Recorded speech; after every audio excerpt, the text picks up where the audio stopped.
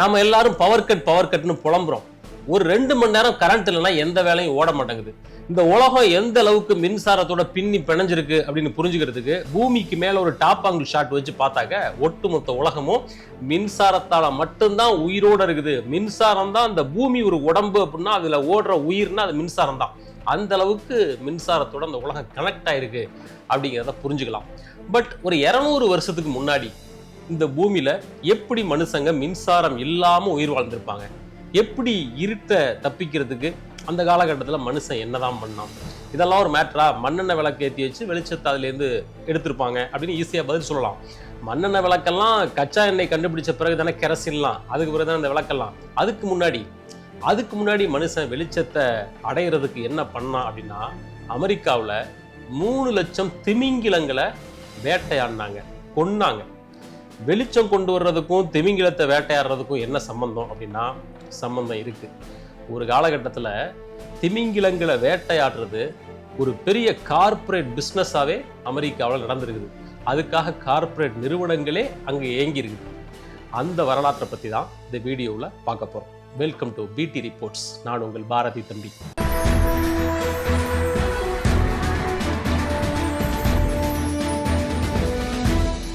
இந்த உலகத்துல மின்சாரம் கண்டுபிடிக்கிறதுக்கு முன்னாடி, இந்த கச்சா எண்ணெய், கெரசின் இதெல்லாம் கண்டுபிடிக்கிறதுக்கு முன்னாடி ஒட்டுமொத்த மனித குலத்துக்கும் மிகப்பெரிய கொடுங்கனவா இருந்தது அப்படின்னா இருட்டு தான்.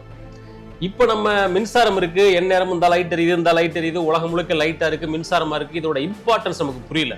ஆனா 200 வருஷத்துக்கு முன்னாடி ஒட்டுமொத்த உலகத்திலேயே ஒரு பொட்டு வெளிச்சம் இல்ல, ராத்திரியான கும்மிருட்டு. அப்படிப்பட்ட நிலைமையில மனுஷன் ரொம்ப அஞ்சினது அப்படின்னா அது இருட்டை பார்த்துதான். இந்த இருட்டை விரட்டி அடிக்கிறதுக்கு ஏதாவது பண்ண முடியுமா அப்படின்றதுதான் மனித குலத்தோட மிகப்பெரிய கனவா அந்த காலகட்டத்தில் இருந்திருக்கு. உலகம் முழுக்க இருக்கிற மனிதர்கள் அந்த இருட்டுக்கு என்ன பண்ணிருக்காங்க அப்படின்னா, காலங்காலமா அவங்களோட கலாச்சார பழக்க வழக்க அடிப்படையில, ஒரு அனுபவம் அப்படின்ற அடிப்படையில ஏதேதோ சின்ன சின்ன வழிமுறைகளை ஃபாலோ பண்ணியிருக்காங்க. இப்ப நம்ம ஊர்ல அரசர்கள் காலகட்டத்தில் அரச மாளிகை எல்லாம் தீப்பந்தம்ல பிடிச்சு வச்சிருப்பாங்க. நம்ம படங்கள்ல ஓவியங்கள் எல்லாம் பார்த்திருக்கோம். இதே போலதான் உலகம் முழுக்க எல்லா நாடுகள்லயும் இருந்திருக்கு. அவங்க எல்லாம் என்ன பண்ணிருக்காங்கன்னா, தாவரங்கள்ல இருந்து எடுக்கப்படுற எண்ணெய்களை வச்சு அதன் மூலமா நைட்ல விளக்கு எரிச்சிருக்காங்க. இப்ப நம்ம ஊர்ல விளக்கெண்ணெய், நல்லெண்ணெய் இப்படி எடுக்கிறாங்க இல்லையா? இது போல ஒவ்வொரு ஊர்கள்லையும் அவங்களோட வழிமுறைகள்ல என்ன அவங்களுக்கு தெரியுமோ அதை வச்சு அப்படி வெளிச்சத்தை கிரியேட் பண்ண ட்ரை பண்ணிருக்காங்க. ஒண்ணு தாவரங்கள்ல இருந்து எடுக்கப்படுற எண்ணெய், 2வது விலங்குகளை வேட்டையாடி அல்லது இறந்து போனா அந்த விலங்குகள்ல இருந்து எடுக்கப்படுற கொழுப்பை உருக்கி அதை வச்சு விளக்கு எரிச்சிருக்காங்க சில நாடுகள்ல. அயர்லாந்துல கடல்ல கிடைக்கக்கூடிய ஒரு வகையான மீனை பிடிச்சு அதை பதப்படுத்தி அதை மெழுகுவர்த்தி போல யூஸ் பண்ணிருக்காங்க. அந்த மீன் மெழுகுவர்த்தி ரொம்ப நல்லா நின்று எரியுமா, அதுலேருந்து பயங்கரமா ஸ்மெல் வருமா, ஆனால் வெளிச்சம் நைட் முழுக்க வருமா. அப்படி ஒரு மீனையே மெழுகுவர்த்தி போல அயர்லாந்துல யூஸ் பண்ணியிருக்காங்க. இப்படி தாவர எண்ணெய், விலங்குகள்லேருந்து கிடைக்கக்கூடிய கொழுப்பு எண்ணெய், மீனை மெழுகுவர்த்தியா யூஸ் பண்றது, இப்படி பலவிதமான பிராக்டிஸ் உலகம் முழுக்க அந்த காலகட்டத்தில் இருந்திருக்குது. இந்த நிலைமையில தான் 18வது நூற்றாண்டோட இறுதி பகுதி, 19வது நூற்றாண்டோட ஆரம்ப பகுதி, இந்த காலகட்டத்தில் இங்கிலாந்துல மிகப்பெரிய ஒரு தொழில் புரட்சி வெடிக்குது. இந்த தொழில் புரட்சி நாடே பயங்கரமா டெவலப் ஆகுது. ஏகப்பட்ட இண்டஸ்ட்ரீஸ், உலகம் அதிவேகமா ஒரு இடத்துல இருந்து இன்னொரு இடத்துக்கு நகர ஆரம்பிக்குது.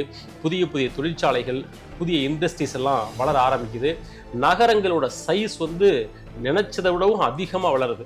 இந்த இண்டஸ்ட்ரீஸ் எல்லாத்துக்கும் அடிப்படை ஃபியூலா இருக்கிறது நீராவி என்ஜின். இந்த நீராவி என்ஜின் நிலத்திலையும் கடல்லையும் போக்குவரத்தோட வேகத்தை மாற்றி அமைக்குது. இது இங்கிலாந்துல ஆரம்பிச்ச இந்த தொழிற்புரட்சி அட்லாண்டிக் பெருங்கடலை கடந்து அமெரிக்காவிலையும் பரவுது, பல ஐரோப்பிய நாடுகள்லையும் பரவுது. இந்த தொழிற்புரட்சியோட வேகத்துக்கு ஈடு கொடுக்கறதுக்கு 2 முக்கியமான விஷயம் தேவைப்படுது. ஒன்று வெளிச்சம். இந்த இண்டஸ்ட்ரியல் ரெவல்யூஷன் காரணமா அங்கங்க நகரங்கள் அதோட சைஸ்ல பல்கி பெருகுது. ஒரு இடத்துல மக்கள் ஒன்னா குவிறாங்க இல்லையா?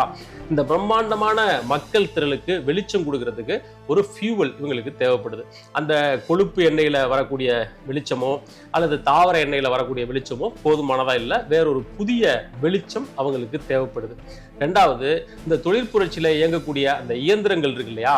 அந்த இயந்திரங்கள் ஒன்னோட ஒன்று உராஞ்சு ஈஸியா தேய்மானம் அடையிறத தவிர்க்கவும், ஒன்னோட ஒன்று உராயும் போது ஏற்படுற அந்த வெப்பத்தை குறைக்கிறதுக்கும் அதுக்கு லூப்ரிகன்ட் தேவைப்படுது இண்டஸ்ட்ரி யூசேஜுக்கு.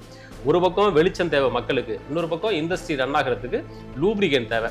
இந்த 2 பர்பஸையும் நிறைவு செய்யறதுக்கு மனித குலத்துக்கு ஒரு முக்கியமான ஃபியூவல் தேவைப்பட்டுச்சு. அந்த ஃபியூவல் நிலத்துல கிடைக்கல, மாறா கடலோட அடி ஆழத்துல கிடைச்சது. அதுக்கு பேர் தான் திமிங்கிலம். திமிங்கிலத்தோட உடல்ல இருந்து கிடைக்கக்கூடிய ஒரு வகையான எண்ணெய் இந்த மனித குலத்தோட தேவையை அப்படியே நிறைவேற்றுற மாதிரி இருந்துச்சு. குறிப்பா ஒரு வகையான திமிங்கிலம், ஸ்பெர்ம் வேர்ல், அதாவது எண்ணெய் திமிங்கிலம் அப்படின்னு சொல்லக்கூடிய அந்த திமிங்கிலத்தோட தலைப்பகுதியில ஸ்பெர்மாசிட்டி அப்படின்ற மெழுகு போன்ற ஒரு திரவம் அதுல இருந்திருக்கு. அதை எடுத்து உருக்கி அதிலிருந்து ஃபியூவலை இவங்க கிரியேட் பண்ணியிருக்காங்க. அந்த உருக்கப்பட்ட அந்த திரவத்தில் வெளிச்சத்தை கிரியேட் பண்ணி எரிக்கும் போது அது ஸ்மெல் இல்லாமல் ரொம்ப நீண்ட நேரம் எரிஞ்சிருக்குது. ஏதோ ஒரு காலகட்டத்தில் இறந்து கரை ஒதுங்கிய திமிங்கிலத்தோட தலைப்பகுதியில் இருக்கக்கூடிய அந்த ஸ்பெர்மாசிட்டியை எடுத்து உருக்கி ஆக்சிடென்ட்லாம் அதை யாரோ ஒருத்தர் பயன்படுத்த போக இது நல்லா எரியுது அப்படின்னு யாரோ ஒருத்தருக்கு கன்வே ஆக அந்த நாலேஜ் அப்படியே தலைமுறையாக அடுத்தடுத்த மனிதர்களுக்கு கன்வே ஆகி வந்திருக்குது. ஒரு கட்டத்தில் அது திமிங்கிலத்தை போய் வேட்டையாடி இதை யாரும் பண்ணலை, ஒரு அனுபவ ரீதியாக கரை ஒதுங்குற திமிங்கிலத்திலேருந்து இப்படி பண்ணியிருக்கிறாங்க. அப்படி எடுக்கக்கூடிய அந்த மெழுகு போன்ற எரிக்கக்கூடிய பொருளை எடுத்து சாதாரண மக்கள் பயன்படுத்தலை. மாறா அன்னைக்கு வெளிச்சம் அப்படிங்கிறது ரொம்ப விலை உயர்ந்த ஒரு கமாடிட்டியா இருந்ததுனால அந்த பொருளை எடுத்துட்டு போய் அரசர்கள், பணக்காரர்கள், செல்வந்தர்கள் அவங்களுக்கு தான் கொடுத்துருக்காங்க. முக்கியமா அரசர்களோட மாளிகையில இந்த திமிங்கிலத்தோட தலைப்பகுதியில் எடுக்கப்பட்ட அந்த மெழுகு போன்ற திரவத்தை வச்சுதான் வெளிச்சத்தை அன்னைக்கு கிரியேட் பண்ணியிருக்காங்க. திமிங்கிலம் அப்படிங்கிறது ரேராதான செத்து கரை ஒதுங்கும். ஸோ அரசர்கள் மாளிகையில இந்த வெளிச்சம் எரியிறது கூட அன்றைய காலகட்டத்தில் ரேரான விஷயமா தான் இருந்திருக்குது.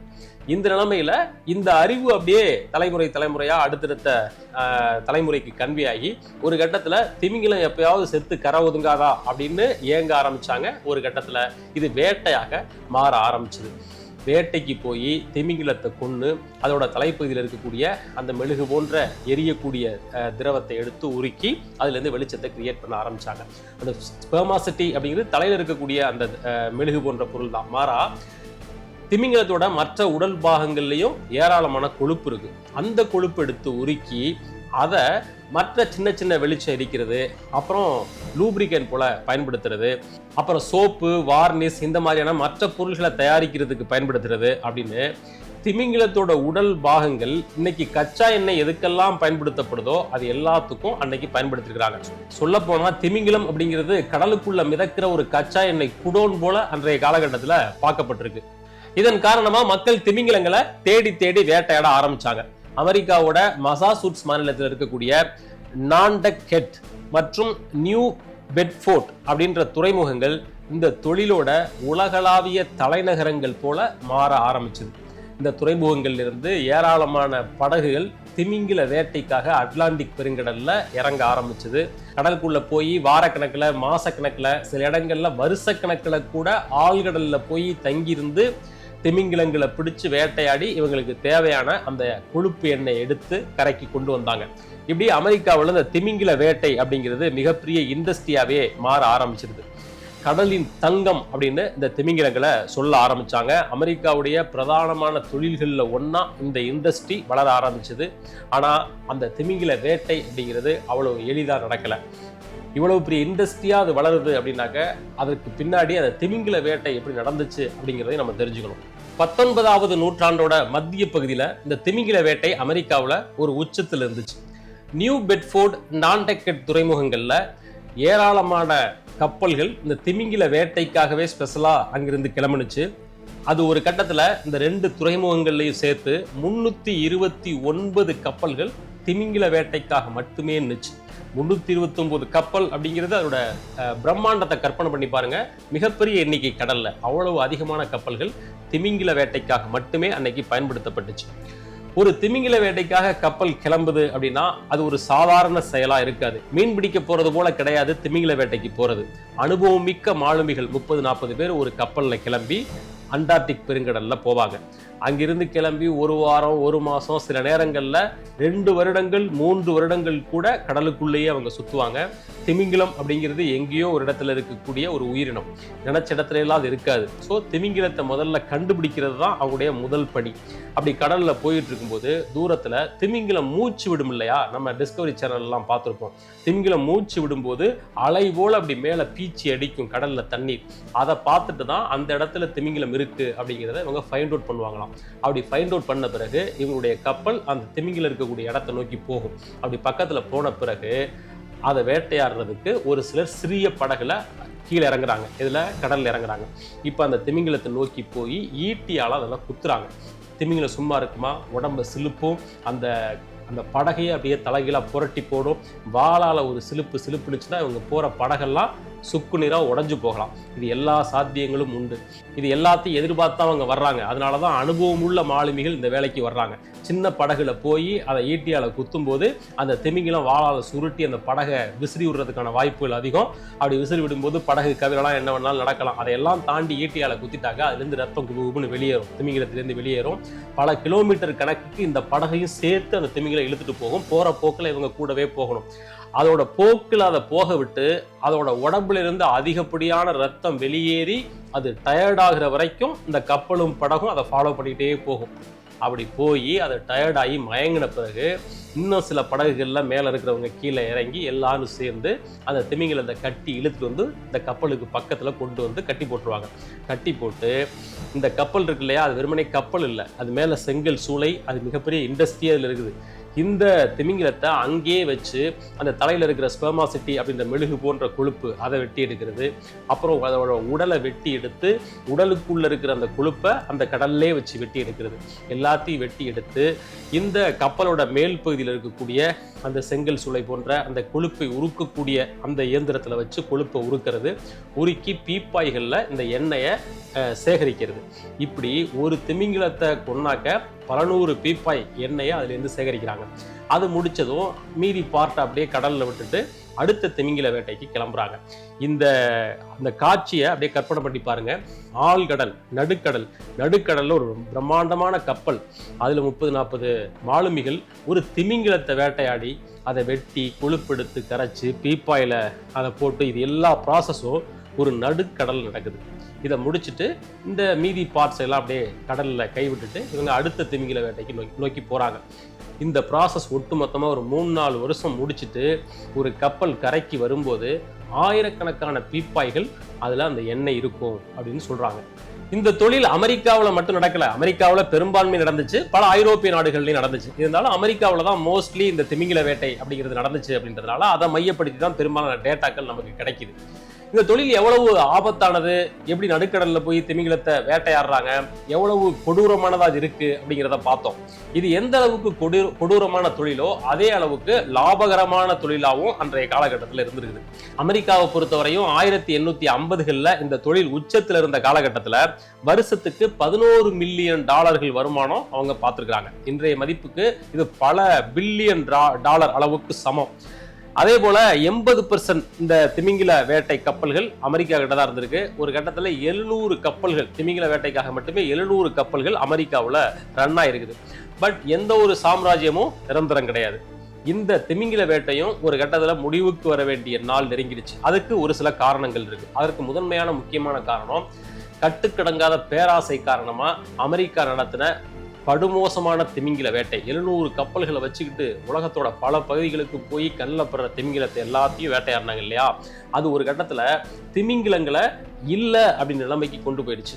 அட்லாண்டிக் பெருங்கடல்ல உள்ள புகுந்து கை கெட்டின தூரத்தில் திமிங்கலங்களை வேட்டையாடின இந்த அமெரிக்க மாலுமிகள் ஆர்டிக் பெருங்கடலோட கடைசி எல்லை வரைக்கும் போய் தேட வேண்டிய நிலைமைக்கு ஆளானாங்க. அதனால வெகு தூரம் போகணும், எரிபொருள் செலவு அதிகமாகுது, ஆபத்து அதிகமாகுது, ஆனால் கிடைக்கக்கூடிய லாபம் குறையுது. இது முக்கியமான ஒரு காரணம். ரெண்டாவது காரணம் ஒரு புதிய கண்டுபிடிப்பு. 1859 பென்சில்வேனியா மாகாணத்தில் எட்வின் ட்ரேக் அப்படின்றவர் பூமிக்கு அடியில் துளை போட்டு கச்சா எண்ணெய் கிணற அமைச்சார். உலகத்தில் முதலாக கச்சா எண்ணெய் அஃபீஷியலாக கண்டுபிடிக்கப்பட்டுச்சு. அதிலிருந்து கெரசின் எக்ஸ்ட்ராக்ட் பண்ணி எடுத்தாங்க. உலகத்துக்கு புதிய வகையான ஃபியூவல் கிடைச்சிது. திமிங்கலத்தை பிடிச்சி வேட்டையாடி கொழுப்பெடுத்து உருக்கி அதிலிருந்து வெளிச்சத்தை உருவாக்கி இந்த ப்ராசஸ் எதுவுமே தேவையில்லை. கச்சா எண்ணெயிலிருந்து கிடைக்கக்கூடிய மண்ணெண்ணெயை பற்ற வச்சா ரொம்ப சூப்பராக எரியுது. எந்த விதமான மனமும் கிடையாது, எந்த விதமான ஸ்மெல்லும் கிடையாது, நீண்ட நெடுநேரத்துக்கு நின்று எரியுது. ஸோ இந்த மண்ணெண்ணெய் விளக்கு அப்படின்னு உருவாக ஆரம்பித்த பிறகு திமிங்கல எண்ணெய்க்கான தேவை ஆட்டோமேட்டிக்காக குறைய ஆரம்பிச்சது. சந்தையில் அதனுடைய டிமாண்டு குறைய ஆரம்பிச்சது, அதனோட விலை குறைய ஆரம்பிச்சது. ஸோ விலை குறைஞ்சது அப்படின்னாக்கா அவ்வளோ ரிஸ்க் எடுத்து அவ்வளோ செலவு பண்ணி ஆழ்கடல் ஆழ்கடல்ல போய் திமிங்கில வேட்டையாடுறது இந்த கம்பெனிகளுக்கு தேவையில்லாத ஒன்று, அது நஷ்டம் தரக்கூடியது அப்படின்றதுனால அந்த தொழில் வந்து படிப்படியாக சரிஞ்சுது. மூணாவது முக்கியமான காரணம் அமெரிக்காவில் அன்றைய காலகட்டத்தில் ஏற்பட்ட உள்நாட்டு போர். 1861 அமெரிக்காவில் தொடங்கின அந்த உள்நாட்டு போர் இந்த திமிங்கில வேட்டையோட சவப்பெட்டியில கடைசி ஆணியையும் அடிச்சிச்சு அப்படின்னு சொல்லலாம்.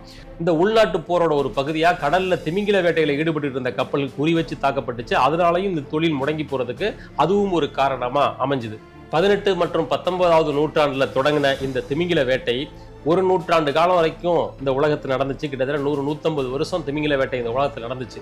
இந்த காலகட்டத்தில் 3 லட்சத்திற்கும் அதிகமான திமிங்கிலங்கள் வேட்டையாடப்பட்டன அப்படின்னு அறிவியலாளர்கள் சொல்றாங்க. நீல திமிங்கிலம் அப்படின்ற ஒரு கேட்டகரி வந்து இன்னைக்கு உலகத்தில் ரொம்ப குறைஞ்சு போயிருக்கு அப்படின்னா அதற்கு காரணம் இந்த திமிங்கில வேட்டை தான் அப்படின்னு சொல்றாங்க.